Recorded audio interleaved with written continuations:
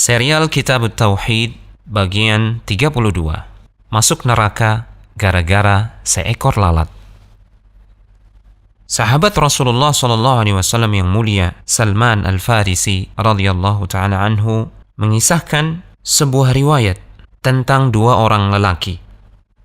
Seorang laki-laki masuk surga gara-gara seekor lalat, dan seorang laki-laki yang lain masuk neraka juga gara-gara seekor lalat.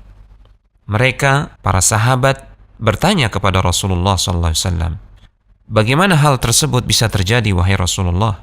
Rasulullah menjawab, ada dua orang laki-laki melewati suatu kaum. Kaum tersebut memuja berhala. Mereka tidak mengizinkan siapapun melewati perkampungan mereka sampai siapapun yang lewat memberikan persembahan kurban kepada berhala mereka. Kaum tersebut berkata kepada salah seorang di antara kedua lelaki tersebut, berikanlah persembahan kurban. Lelaki tersebut menjawab, saya tidak memiliki sesuatu yang bisa untuk dipersembahkan. Persembahkanlah walau hanya seekor lalat. Demikian jawaban kaum tersebut. Maka lelaki ini mempersembahkan seekor lalat. Dia pun dibiarkan berlalu, namun pada akhirnya dia masuk ke dalam neraka. Kaum tersebut berkata kepada lelaki yang lain, berikanlah persembahan kurban. Lelaki ini mengatakan, sedikit pun aku tidak akan berkurban untuk selain Allah Azza wa Jal. Maka mereka menebas leher lelaki ini, namun lelaki ini masuk ke dalam surga.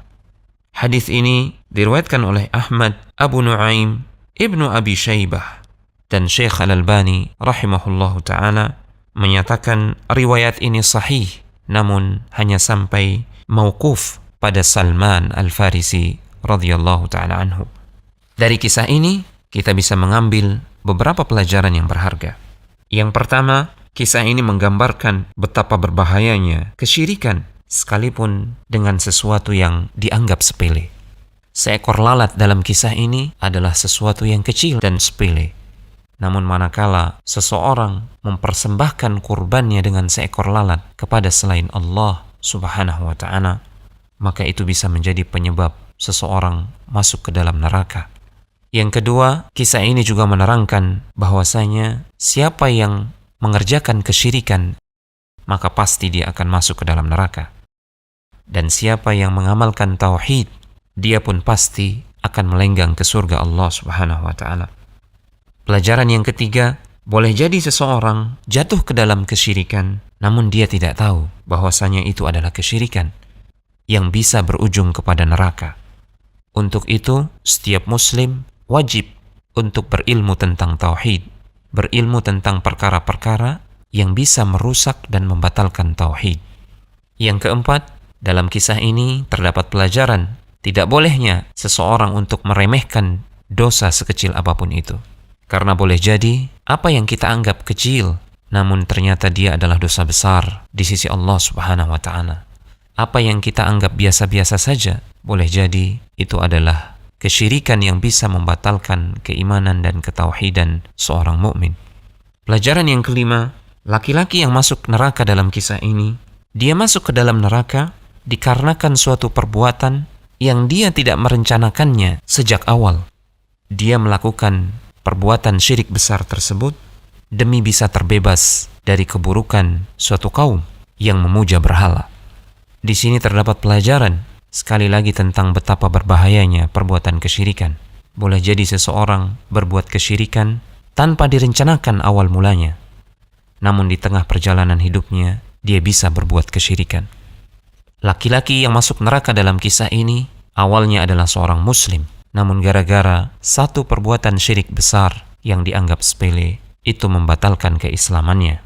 Pelajaran yang ketujuh, amalan hati adalah inti ibadah. Sekalipun seseorang melakukan amalan yang sepele dan kecil, namun jika itu dilakukan atas kerelaan hati, dia bisa menjadi besar.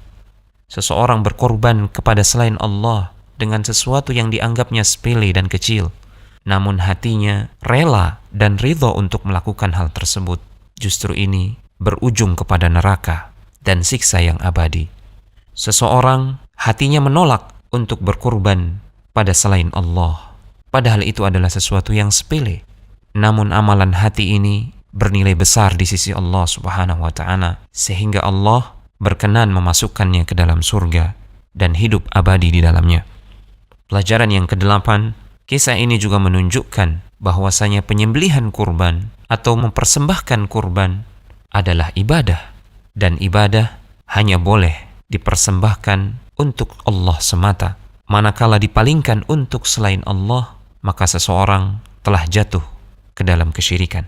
Yang ke-9, kisah ini juga menunjukkan fadilah atau keutamaan tauhid yang sangat agung. Juga menunjukkan keistimewaan kesabaran di atas ketaatan kepada Allah Subhanahu wa Ta'ala. Sabar menghadapi musibah dikarenakan tetap konsisten di atas tauhid, di atas keimanan kepada Allah Subhanahu wa Ta'ala. Semoga Allah mewafatkan kita di atas tauhid.